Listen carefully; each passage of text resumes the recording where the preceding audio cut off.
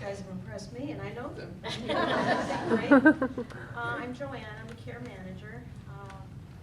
As Helen said, I've been doing this for 24 years. I've worked for many companies. I've gathered experience across the board, and it's been a wonderful learning experience for me.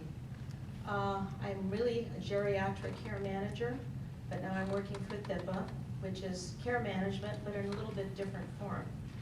A lot of the things are basic to care management. We go into the home and we do a home assessment. That's an initial assessment. And that means checking out the rooms, looking in the refrigerator to make sure they have food in the refrigerator, checking for safety. Do they have enough smoke alarms in the rooms? Are there a lot of scatter rugs on the floor? Are there a lot of electrical cords? Is there a telephone by the bedside with numbers on them that you can press the button and call a family member an emergency? Those are all the things that I look at as a part of an assessment. And once I do the assessment, I talk to the families. I am talking to them, and usually children of the client or the patient. Sometimes the patient isn't the problem. Sometimes the families are the problems, because we have a lot of families. There's always one sibling who doesn't do enough and one that does too much, and everybody can relate to that. So a lot of my, part of case management too is a little therapy, a lot of psychology. I figure you're dealing with a lot of psychosocial issues, not only for the patient, but for the families, and you have to deal with their problems too. So my role is that of a chameleon. That's the way I look at it. I have to blend in with everyone I talk to, and I have to deal with all kinds of different personalities to make this whole thing come together. So once I do an assessment, talk to the family, I come up with a care plan, which is just that, a plan of care. And I look at all the issues, all the things I recognize as problem issues, and I come up with a plan on how to make this whole thing gel, how to make it work. Basically, a case manager is that. It's a person that coordinates things. I kind of feel like a quarterback.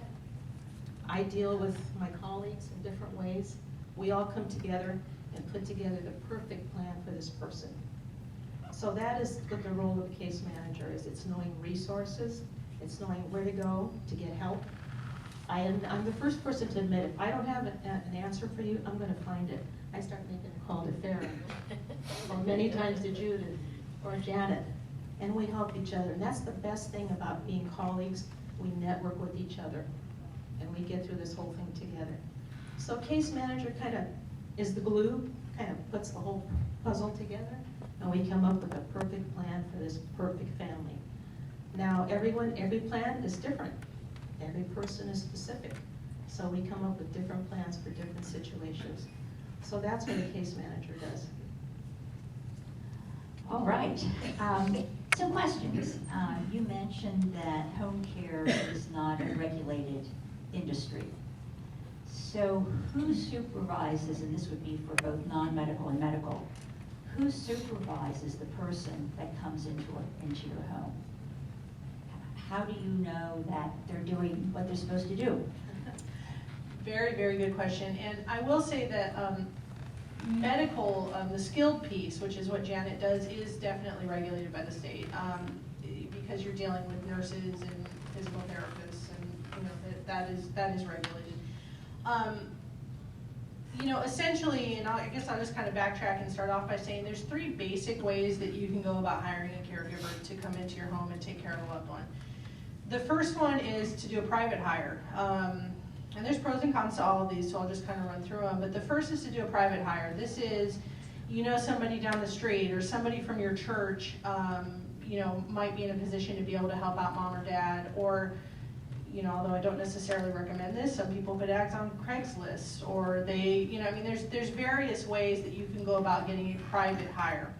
Now, in full disclosure, that is the least expensive option, but there certainly are concerns there. Number one being that you don't know who this person is, and there is no oversight. You're responsible for bringing essentially a stranger into your home and being their employer. So that's the first option, is a private hire. On the opposite end of the spectrum is what companies like mine do, and that's the employer model or agency model of hiring a caregiver. And in that sense, or in that scenario, the caregivers are actually employed by the agency. They are, employees of the agency. Typically, if you're dealing with a reputable agency, you're gonna have background checks conducted, workers' compensation insurances are covered, payroll taxes. There's a whole process that's in place to make sure that you're protected when you send somebody into the home. In between those two, there's what's called a registry. We won't really talk about that too much, but there's a third option there. Obviously, I kind of explain it to people like this. The safest way to go is the agency model because you have additional protections there.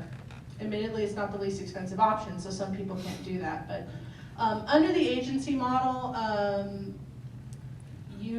basically the agency employs them and directly manages them. I know in the case of our agency, we do an in-home assessment when we begin service. We keep very close track of what's going on. We do unannounced visits, quality assurance visits, to make sure that the caregivers are monitored in the home. We work very closely with the family to get feedback on what's happening in those situations and make sure that we're paying attention to what's happening there. I will tell you again, because we're not regulated, that does vary from agency to agency. So there are a number of very good agencies out there, and there are some that aren't. So I would absolutely, if you're looking at the agency model, make sure that you're asking questions about their quality assurance program, what types of metrics do they have in place, what does their background check look like, and their insurances.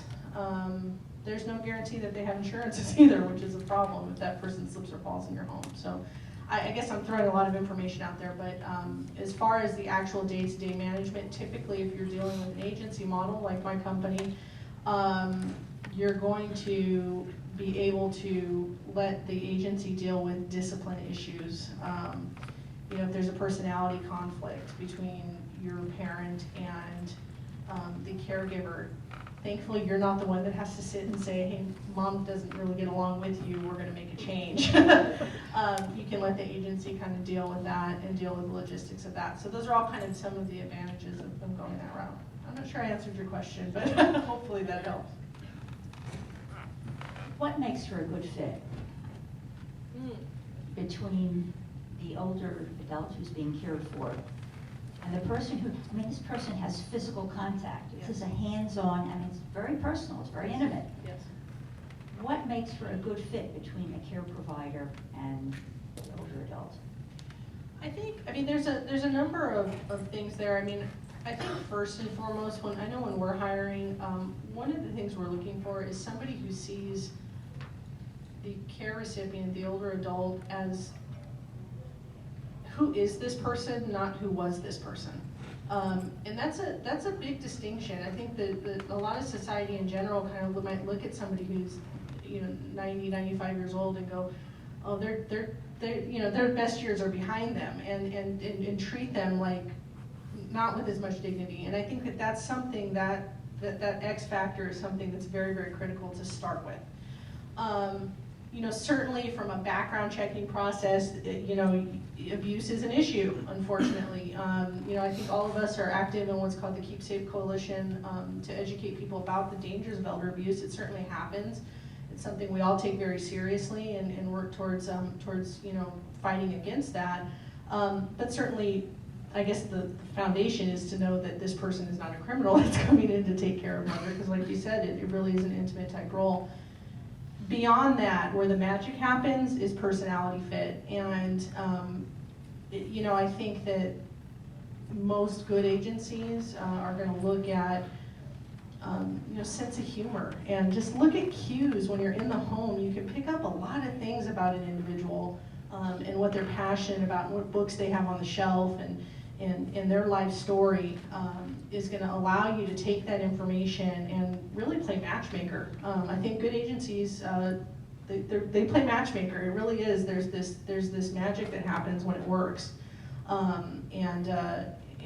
Obviously, I will also say in general, the larger agencies are better at making that match just simply because they have more people to choose from. If I only have 10 employees, then it's harder for me to find the perfect match. Thank you. Janet, any thoughts on what makes the match work? I think it's exactly also to what Farah is saying. I think it's so important about making the match work is when we talk in reference to sending our nurses out on the field, whether our physical therapists, we always find that even for me, for even when my mom needed the care, she seemed to tend to attach more to the nurses who were older than they were older, and they kind of understood her background and her life. I always tell, I communicate to my team, you know what? I think that patient might be better off with someone young because he enjoys doing a lot of active stuff, and and I think like you said, it's a personality fit, and we have some patients during difficult time in their lives. It's so important to them, whether they're receiving wound treatments or they're going through 8 hours of receiving IV, is having someone they trust not only, but really relate and understand that what they're going through is a very personal and also emotional thing. So I think a personality fit is such an importance in our field in finding the right staff, because there could be 3 or 4 different type of whether it's a physical therapist or LVN or RN that'll go into a home, and we are also very careful in trying to find a personality match that would fit appropriately for the patient, so their transition home is very comfortable. So. Thank you. Judith, a question about placement services. What type of facility do you find that you make most of your placements, and what do people need to know about the placement service in terms of costs and options, and how do placement services make money if it's free to everybody? Okay. Well, going back to as far as the different homes that are available, it just depends on the situation. I tell people we get busy right after the holidays. We get busy after people have gone home to see mom at Christmas, or they come back from a Thanksgiving dinner and seeing what's been going on in the home. So it all depends upon, sometimes it's just the time of year. It's kind of funny how that works. I say it's a cyclical business. But as far as specifically boarding care homes versus large assisted living communities, we place people in both situations. We have, as she had mentioned earlier, respite. People will go on to needing just short-term care, and maybe we'll use some type of setting. But going back to as far as like referral services, the important thing is, again, we're in the business to educate people, and I really think it really is a strong connection when you can really educate people about their choices. And like I said, having 175 choices out there, they're not all the right ones for your particular situation. So the important thing in working with referral services is making sure that that service has gone out and actually visited the homes. Unfortunately, like what you were saying earlier, there's good and bad in the world. And you want to make sure that that referral service knows about the home, knows about the staff, knows about the people. That is a huge thing. People will just maybe walk in and see a beautiful home and say, this is the right setting. Not realizing, well, the other 5 residents in the home may not be a good match. And just like what these 2 ladies were talking about, socially, that is so important. The last thing we want to do is take your mom, who maybe is a little frail, but very sharp, and is in her 90s, and place her with a person or 5 other people that are high dementia and low functioning. Right. So we want to make sure that we address that. We address, and any referral service should be taking that into consideration. The geography. You want to make sure that if you can, be able to stop in, say hello, not have to drive 2 hours to go see mom. The other people in the home, what are they like? Do we get along with the different administrators or the owners of the caregivers? That's so important because, again, caregiving is such a personal relationship. So there's just so many factors involved. And I think taking it and looking at every single one of them and how they affect your personal situation is so important.